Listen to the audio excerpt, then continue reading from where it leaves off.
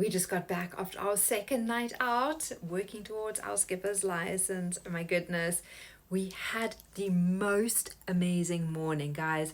And I'm so sorry I didn't get this on camera, but we saw, when we were in the bay, in Plettenberg Bay this morning, we saw a southern right whale with her little baby, and they were jumping about and splashing for literally half an hour. And then they kind of like disappeared and came back for like another 15-minute show.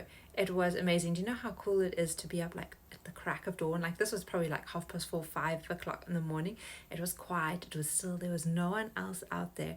And it was just us and the whale. Amazing.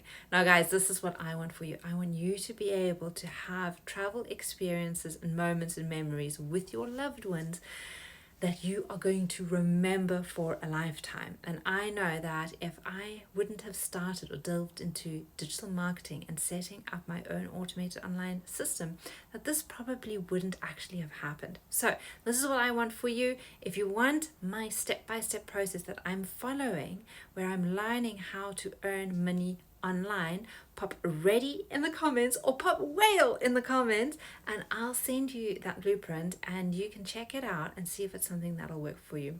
Get those traveling boots on because travel adventures are amazing.